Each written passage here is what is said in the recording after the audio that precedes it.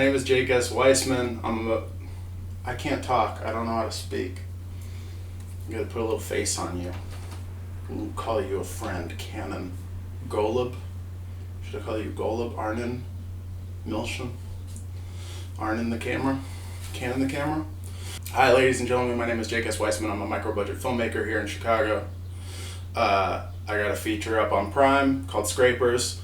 I got a mini-series here on YouTube called Clean Sheets. Check it out. I am here to talk to you about reopening movie theaters and what a terrible idea that is right now.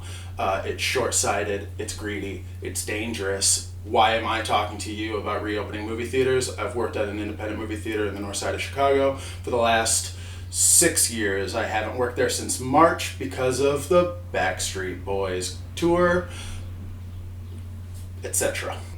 I've been the assistant general manager for the last 4 years.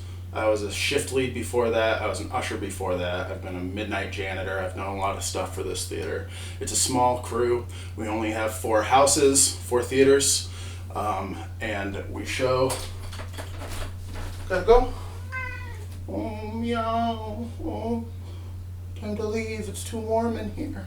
We're a theater of a bygone era. We're a neighborhood treasure. It's very different than going to a 14 house or 20 house like an AMC, a Regal, a Cinemark. I'll be talking about those. My experience is working in independent movie theaters and working really close with my staff, working really close with my boss, and working very close with the neighborhood around. And I gotta tell you, the number one thing that we don't want to do as a company is make anybody sick. I feel like everyone can agree with that. There are inspections. We have a lot of food. There's a lot of things going on. I don't think people are really understanding what it means to reopen a movie theater. I don't think people are understanding the logistics of running a movie theater. I think people are hearing from people who run movie theaters, and I personally don't know anyone who runs a movie theater at that level, a CEO of a major theater chain, that's been an usher anytime recently, or has run a shift, that's been on the floor for what a movie-going experience actually is. If you break it down to what my movie theater is, 4 times a day, I have 100 people come in. They come in through one door, they buy food, they sit down around the corner, they sit in a room for 2.5 to 3 hours, depending on what the situation is, and they eat in the dark next to each other, and then they leave. And then I do it again, and I do it again, and I do it again. That's what the movie-going experience is down to, a physical, logistical. That's what it is. Yes, I am a romantic. I am also someone who has helped run a movie theater. People are talking about reopening a movie theater as though it's not sitting down in a room shoulder to shoulder with your mouth open and stuff coming in and out. Laughing, shocking. We have a thing called jostle factor, which is when a movie is so exciting you shake your popcorn and it goes everywhere. I've read the statements that AMC and Clorox dropped. I think the best part of that whole situation is actually being able to use each other's names. AMC gets to use Clorox. It's a very clean, it's a clean name. But also, I read through it, Clorox isn't necessarily providing anything. They're helping provide standards. Part of these standards are staff wearing masks, customers wearing masks, and I'll get back to that. Taking the temperature, taking everyone's temperature, a lot more in terms of hand sanitizer, which I have no problems with. It seemed like from half a day to the next, AMC changed their mind, said that masks were not mandatory. Now everybody has to wear masks.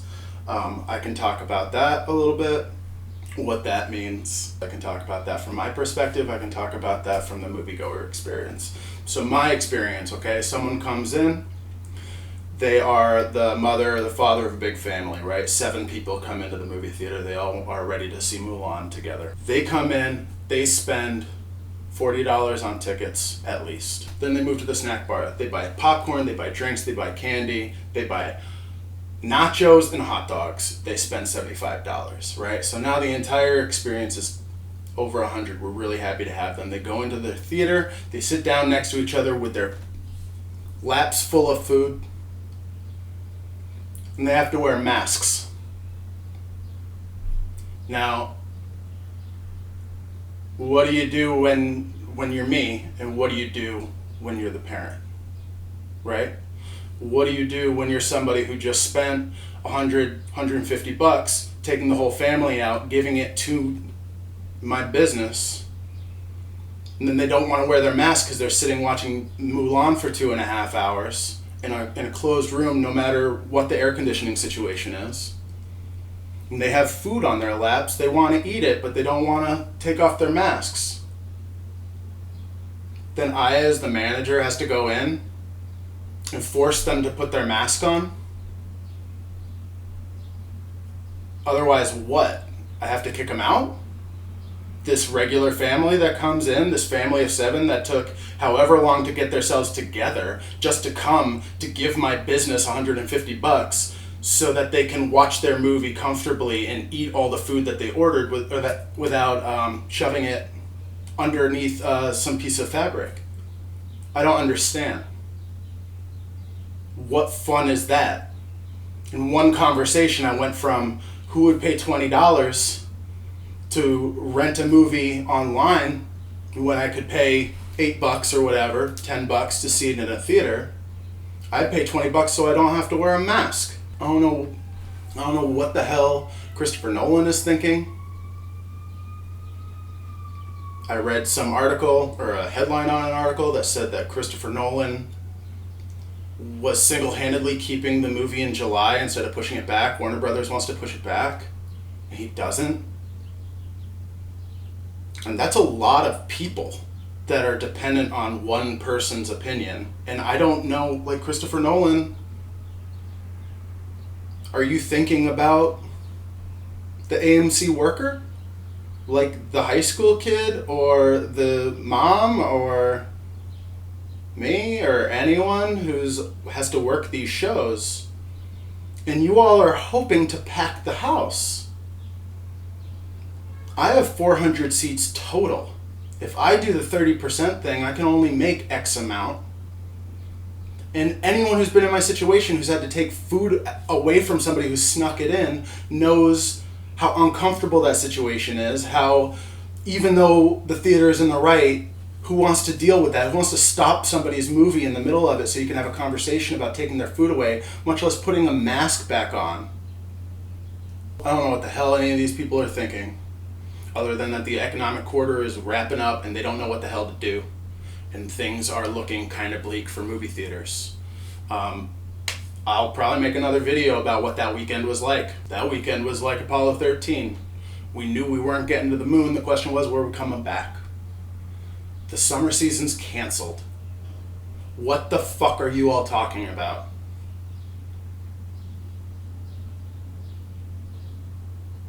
What are you talking about? Making all the staff wear masks, take their temperatures, so that people can go into a room and eat shoulder to shoulder and spit and laugh and cough all over the place, and you're gonna make kids force people to put masks on? Not to mention you're gonna be charging them an extra $1 for their mask, which they're already paying $14 a head to go to your stupid theater.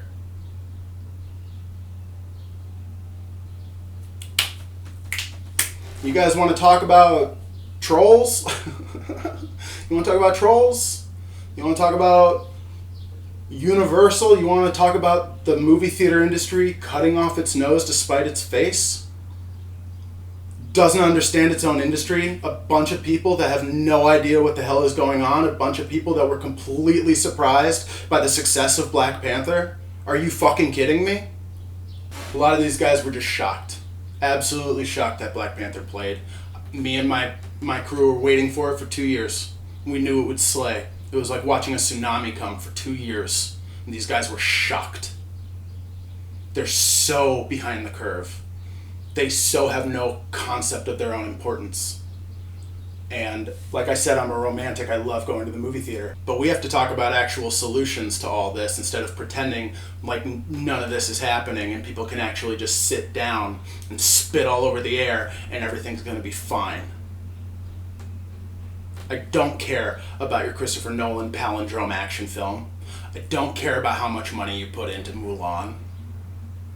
It makes more sense to drop that shit on Disney Plus. I know you can't make your international back. Hopefully it'll help with subscriptions, but you might have to call that a loss. I understand that all of these movies are huge investments for these studios. Huge investments for the theaters.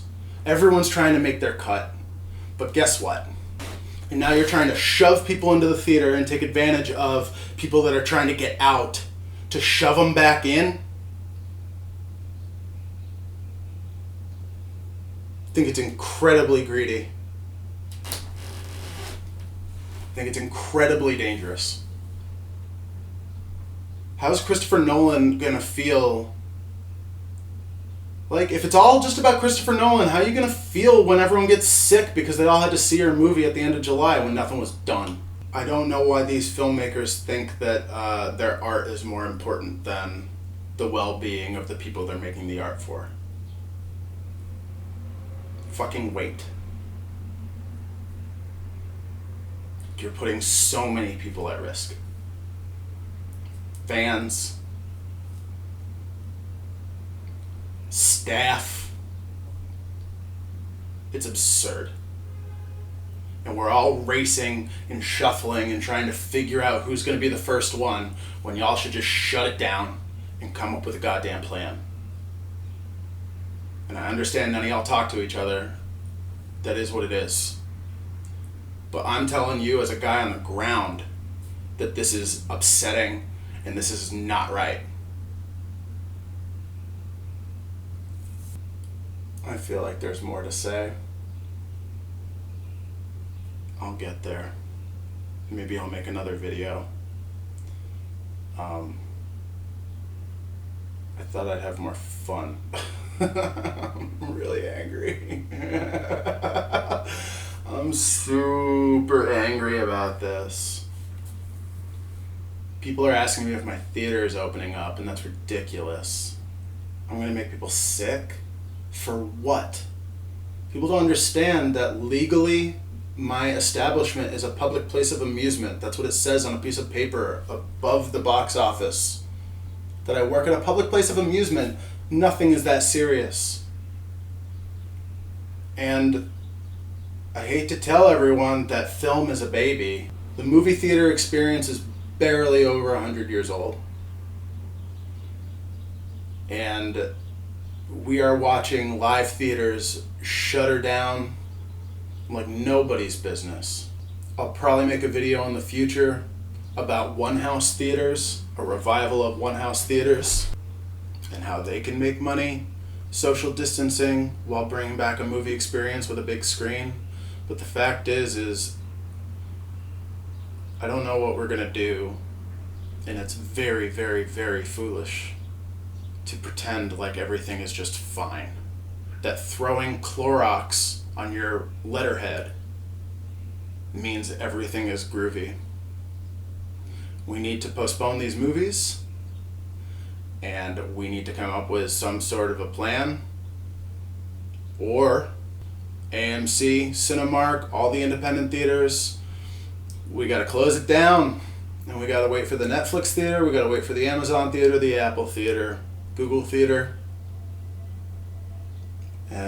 and see what the future of the experience is gonna be. Thank you for listening to me rant. If I come up with more stuff, I'll throw it on here. Like I said, I'm new to yelling at a camera. I'm new to YouTube in this way. I understand why Kevin Smith does this all the time. You gotta do something with your hands when you're not smoking, man. I want to continue this conversation, so like, comment, subscribe, that whole spiel. This episode is brought to you by the song Down by the River. It's a Buddy Miles cover of Neil Young's song. Get the live version there, and I'll put a link below. And obviously, brought to you by the book Box Office Poison. It's a thick book. It's a graphic novel. It's by Alex Robinson. It's my favorite book of all time. I'll put a link to the Amazon so you can buy it. Also, everyone watch Network, because that movie holds up really, really well. I highly suggest you watch that. So this is what I'm trying to do. Pass me around. Right? I don't know. Did this work? Maybe. It's a first one. It's your first one. That's that.